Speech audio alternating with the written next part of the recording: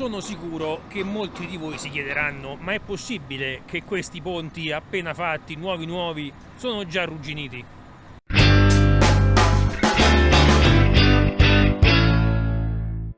In realtà questo qui che viene utilizzato, questo acciaio, non è il comune acciaio al carbonio, bensì si chiama acciaio Corten.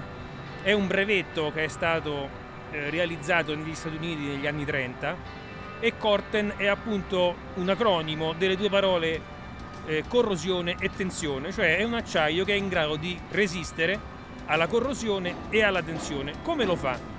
Lo fa praticamente sviluppando una patina di ossidazione che protegge il metallo sottostante.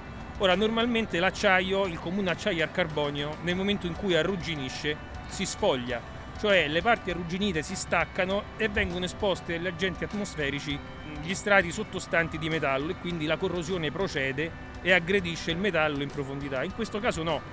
Questa lega, che contiene diversi elementi come il rame, il fosforo, il nickel, sviluppa una ossidazione superficiale, quindi una patina, che tecnicamente viene chiamata passivazione, quindi sono acciai passivati o anche acciai patinati, in modo da proteggere la parte sottostante del metallo. In sostanza, questo acciaio non ha bisogno di manutenzione. Una volta che la patina si è sviluppata, resisterà da solo agli agenti atmosferici, quindi non ci sarà bisogno di manutenzione, di verniciatura, di riverniciatura, e quindi è un acciaio non solo estremamente resistente, ma anche estremamente durevole.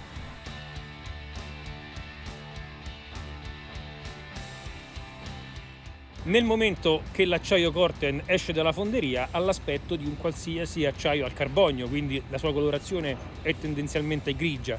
La patina si sviluppa in seguito, si sviluppa nel giro di qualche tempo grazie all'esposizione agli agenti atmosferici e soprattutto all'esposizione a cicli di bagnatura e asciugatura. Ovviamente queste condizioni devono essere attentamente controllate, perché ci sono invece degli elementi, delle condizioni che invece impediscono la formazione della patina, ad esempio la presenza di cloruri nell'ambiente o, peggio ancora, i ristagni d'acqua. E infatti, se notate, questi ponti, questi nuovi viadotti, sono tutti a struttura aperta, cioè non abbiamo travi scatolari, non abbiamo punti in cui l'acqua può ristagnare, in modo che, asciugandosi, non vada mai ad inficiare la patina protettiva.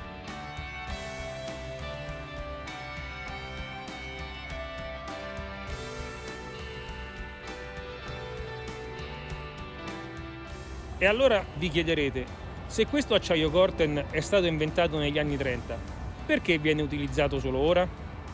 Perché solo ora ha raggiunto un prezzo abbordabile.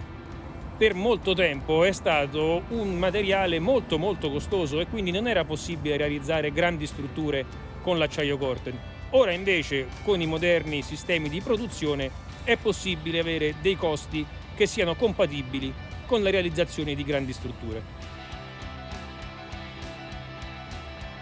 Per adesso io vi saluto, vi ringrazio, vi ricordo di di iscrivervi e di attivare la campanellina e magari mettere anche qualche mi piace e qualche commento, perché ci aiutate molto, perché se il canale cresce e siamo sempre di più, aumenta anche la nostra, credibilità e anche la possibilità di andare a bussare a cantieri più grandi, ad opere più importanti, e quindi la possibilità di farvi vedere cose più belle. Quindi seguiteci in tanti, io vi saluto e vi do appuntamento alla prossima settimana. Arrivederci!